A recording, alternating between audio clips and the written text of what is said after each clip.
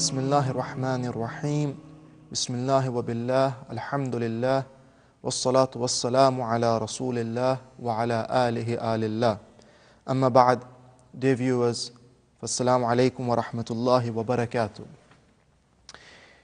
I would like to welcome you to this first in a series of lectures on the topic of Risalatul Huquq. Risalatul Huquq is a treatise which was written by the fourth holy Imam, Imam Al Sajjad, salawatullahi wa salamu alayh. Now the fourth Imam, as we know, is also called Imam Zainul Abidin, Sayyid Al Sajjadin, Imam Al Sajjad, and many other titles that we give to him. All these are his titles, but his name is Ali ibn al-Husayn, salawatullahi wa salamu alayhima. But he got these titles because he was a very devout person, and the people in his surrounding were all highly affected and highly impressed by the way he used to worship Allah. So he's therefore Zainul Abidin, the person who totally is involved and totally is dedicated to his ibadah. And this ibadah is important, as we will come when we discuss Risalatul Huquq. But unfortunately, what happens many times is that when we look back at our history, we will confine our holy personalities to certain things. Now, for example, if you look at Imam Hussein salawatullahi wa salamu alayh, we have become used to confining him to the events of Karbala. Now, we are not trying to say that the events of Karbala are not important. Of course, they are very important. But Imam Hussein had a lifespan of plus 55 years before the events of Karbala. And to ignore what happened in those 55 years is to ignore a legacy of knowledge and virtue, a legacy of experience that we could benefit from. And to understand Karbala, we need to understand those 55 years of his life. Similarly, when it comes to Imam Zainul Abidin, we tend to sometimes only talk about him in the majalis of Muharram and Arba'in and so forth, and then we forget him during the rest of the year. Or if we are a bit more religious, we might take out the book of Sahifa Sajjadiyya on the nights of Laylatul Qadr, maybe on Fridays and so forth, and we recite Sahifa Sajjadiyya, and then we remember Imam Al Sajjad, who is the author of Sahifa Sajjadiyya. Now, for those who don't know what Sahifa Sajjadiyya is, it is a book, it is a collection of du'as that was written by the Imam, by the fourth holy Imam. These are not the only du'as that we have from him. We have other du'as from him as well. For example, one of the most famous one is Dua Abu Hamza Thimali. Dua Abu Hamza Thimali is a beautiful dua that is to be recited in Ramadan before we pray Fajr, or it could be recited after Fajr as well. In any case, the point being here that we have these du'as, specifically those in Sahifa Sajjadiyya, and we tend to limit the Imam or our understanding of the Imam to these circumstances. However, one of the great things that the Imam has left as a legacy for us, in addition to his virtues, in addition to his patience that he had through the events of Karbala, is a beautiful work called Risalatul Huquq. Now, Risala means treatise, or a message even, but in this context it means a treatise, and Huquq comes from the singular word Haqq. Now, the word Haqq can have several meanings. If we look at it in its original meaning, it means something closer to truth, or it means something closer to that which is correct. For example, you can use it as a synonym to sahih, or you could use it to mean a law. Today in the Arab world, where you talk about huquq, it could often mean law. So you find that haqq, another synonym for haqq is sawab, again that which is true. Allah subhanahu wa ta'ala says in the Quran, لَقَدْ حَقَّ الْقَوْلُ عَلَىٰ أَكْثَرِهِمْ, that the word has come true against most of them. The word has proven to be true. So what does this have to do with truth? Rather, when we speak of huquq, it takes a different meaning, it takes a different dimension. It has some connotation with that of law. You see, haqq is that which is true, therefore law is that which regulates the truth. Now, here we are not talking about laws per se, but we are talking about rights. So we go from something being true and right to rights. What rights do I have in a society? What rights do other people have? Now, normally when we talk about rights, in the society that we are presently living in the global village, it is very common to speak about my rights. It is very common to speak about individual rights. It is very common to speak about what can I get? What am I deserving of? What rights do I have in the society?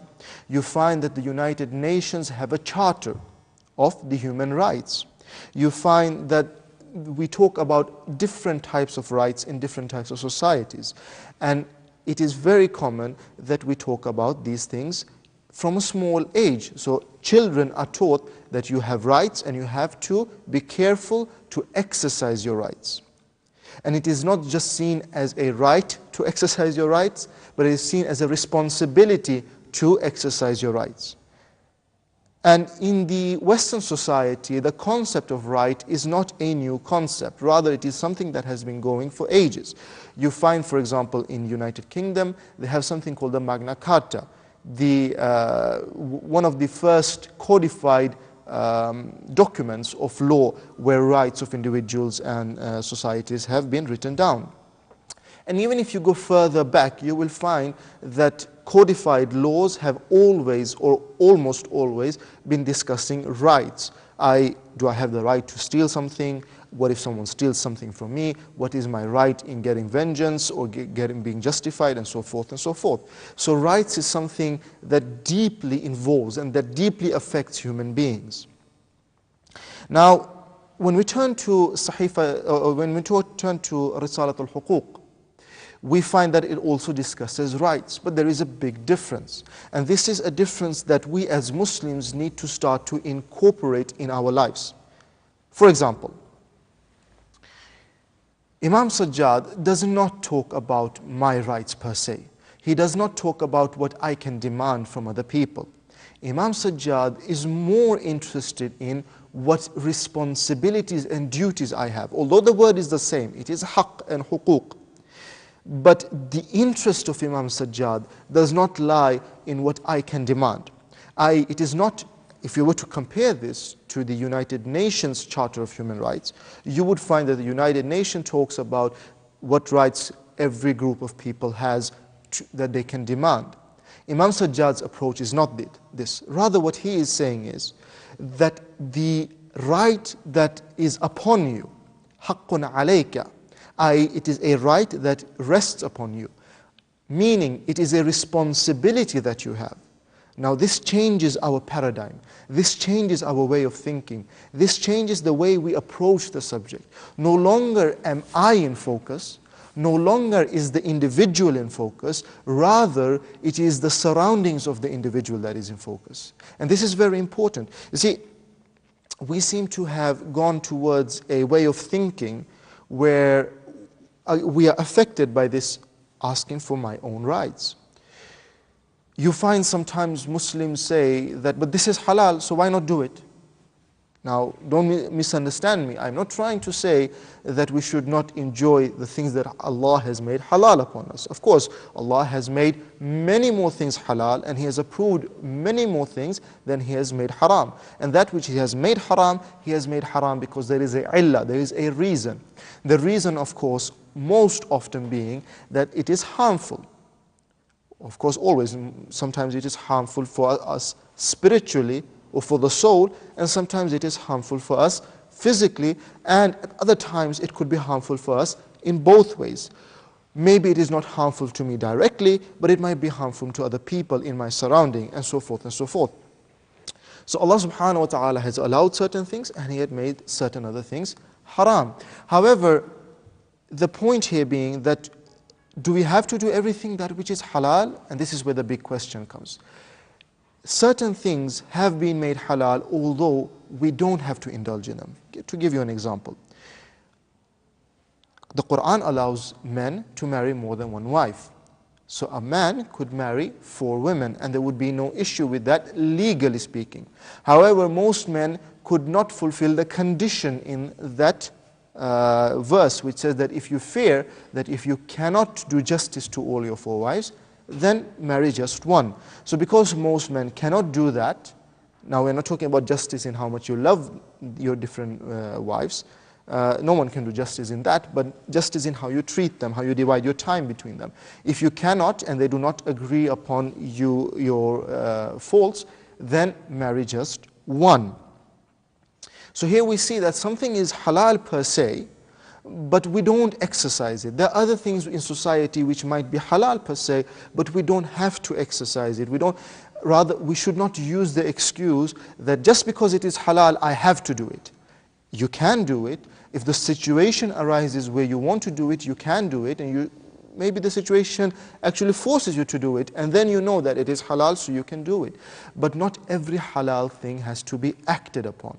Now, when we reach Risalatul Huquq, we come to this. Certain things might not really be responsibilities upon us. Now, we twist this a bit, and we talk about what is wajib and what is mustahab. Risalatul Huquq talks about responsibilities that we have. So it might not be wajib, certain things that Imam Sajjad discusses in the Risala. These things are not necessarily wajib. And to remember that when we talk about these things in this lecture and in the forthcoming lectures, we are not talking about this from a perspective of wujub and hurum, that which is wajib and haram or hurma. We are not talking about that. Rather, what we are interested in is in the akhlaqi perspective. And that is where we get the issue of halal and haram, and we get the issue of wajib and mustahab.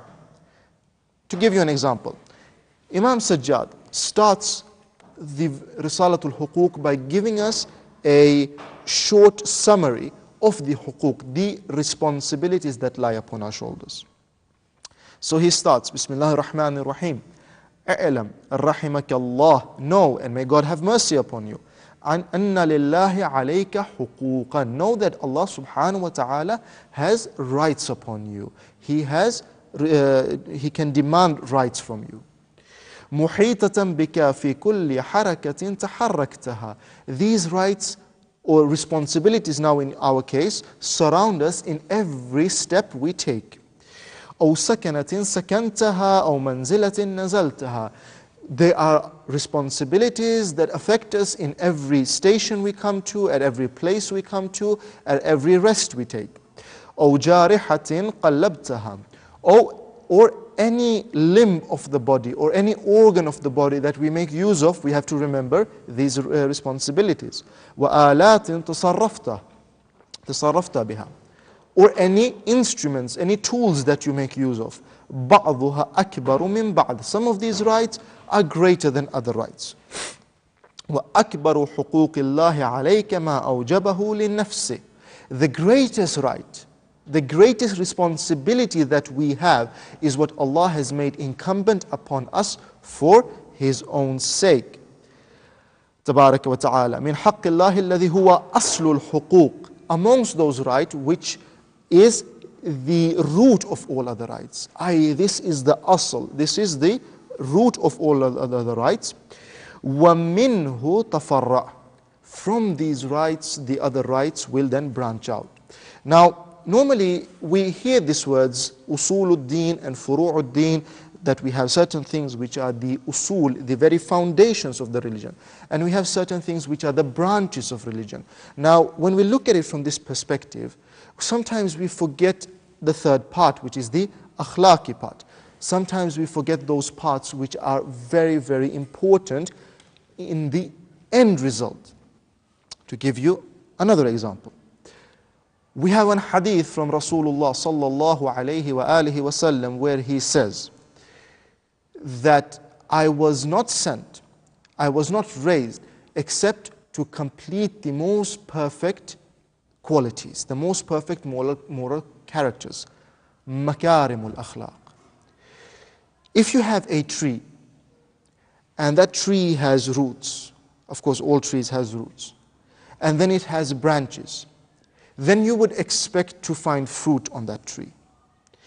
Now, if the roots are strong and the nutrition that goes to the roots is healthy, it is clean, the water is clean, and the earth is clean and so forth, you will see that the branches grow bigger and that the fruit is appealing.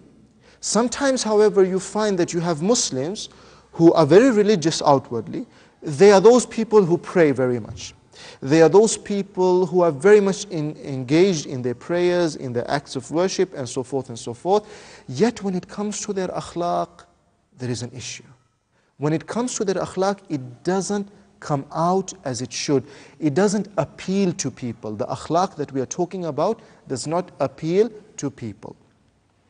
Now, how can we say that this is Islam when Allah subhanahu wa ta'ala, He describes Rasulullah sallallahu alayhi wa alihi wa sallam in the Quran saying, وَإِنَّكَ لَعَلَى خُلُقٍ عَظِيمٍ, that you, O Messenger of Allah, you are on the most perfect character.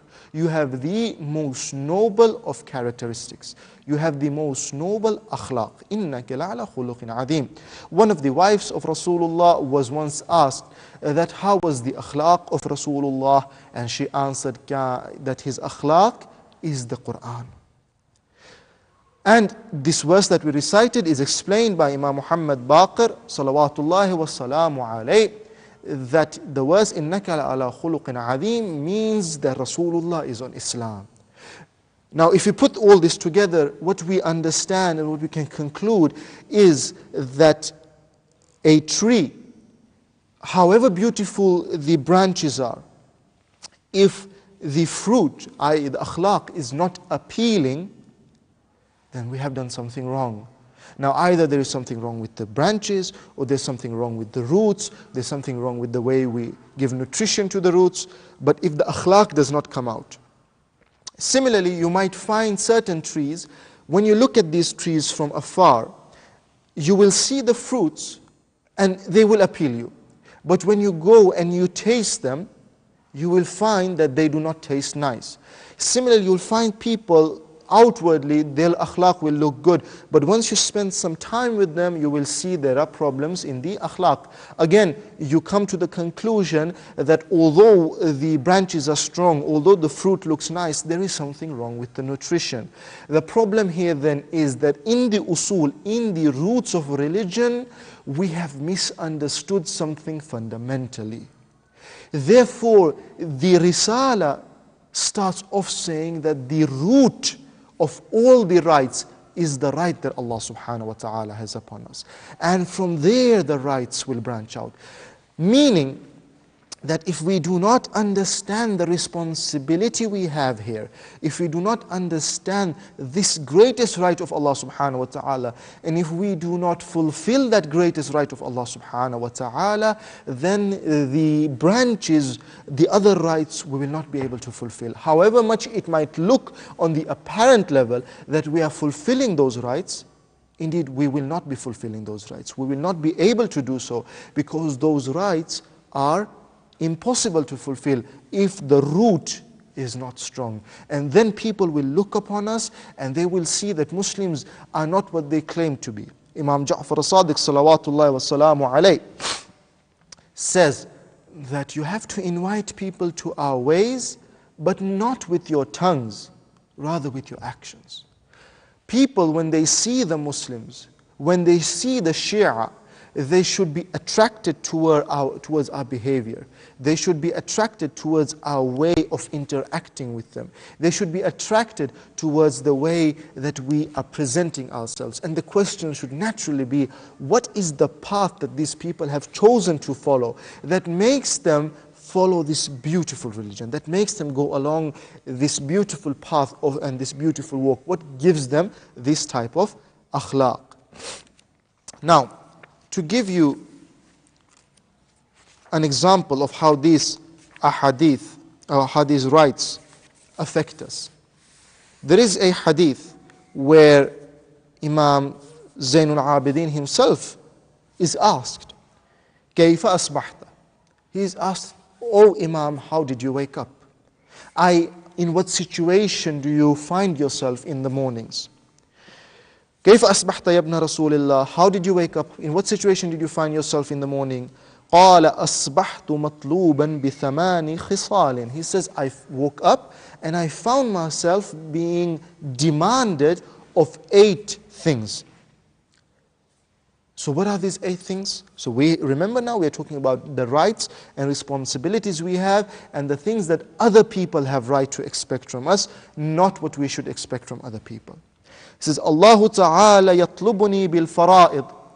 Allah subhanahu wa ta'ala is expecting, is demanding that I should fulfill my duties towards Him. I have certain duties towards Allah subhanahu wa ta'ala and I have to fulfill them. So these are the wajibat. وَالنَّبِيُّ صَلَّى اللَّهُ عَلَيْهِ وَآلِ بِالسُّنَّةِ. The Prophet has left a sunnah, a practice for us, and he is demanding or expecting from me that I live up to that I follow his sunnah. وَالْعِيَالُ بِالْقُوتِ. And my family members are expecting me that I should provide for them. وَالنَّفْسُ بِالشَّهْوَةِ. And my nafs is asking, my nafs, we'll explain inshallah next week we will be discussing what nafs is. My nafs is asking me for the low desires. We have certain needs and the nafs is always asking me, always pressing me that you should fulfill those needs, and of course more than that. وَالشَّيْطَانُ بِالْمَعْصِيَةِ. Even shaitan is asking me, is demanding from me. He wants me to disobey God. He wants me to do ma'siyah. وَالْحَافِظَانِ بِالصِّدْقِ الْعَمَلِ.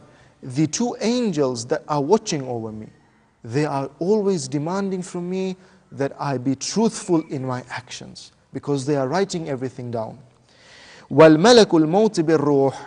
Subhanallah, the Malakul Maut, the angel of death, is constantly asking me for my soul, is constantly asking me for my spirit. If anything is guaranteed to mankind in this world, it is that Malakul Maut will come to me. Whatever I do, whatever way I go, whatever I try to flee, I can try to escape everything else, but Malakul Maut will sooner or later catch up to me. وَالْقَبْرُ بِالْجَسَدِ. And when Malakul Maut catches up to me, then my body will go to the grave. So the grave is asking for my body. فَأَنَا بَيْنَ هَذِهِ الْخِصَالِ. So the Imam says, I find myself between these khisal, I find myself between these things, these 8 things, I find myself matloob, always being asked of, always being demanded things of. And therefore I have to balance my life. Who do I listen to? Who don't I listen to? Which rights do I fulfill? Which rights don't I fulfill? What is my priority? And what do I not take as a priority? And inshallah, next week we will start discussing the greatest of these rights. The greatest of these rights is haqqullah. وَمِنْهُ. And from this haqq, tafarra. From this we find that the other rights branch off. From this inshallah we will discuss the right of the nafs. Yes, Imam does discuss the right of the self as well. We will discuss the right of the eyes and the ears inshallah. We will discuss the rights of the hands and the legs. We will discuss the rights of our neighbors. We will inshallah discuss the rights of our parents. We will inshallah discuss the rights of our brothers in faith and our companions, and so forth and so forth. So inshallah, I hope, dear viewers, that you will tune in next week as well inshallah, when we continue discussing these rights. وآخر دعوانا أن الحمد لله رب العالمين والصلاة والسلام على المرسلين وعلى محمد وآله الطيبين الطاهرين.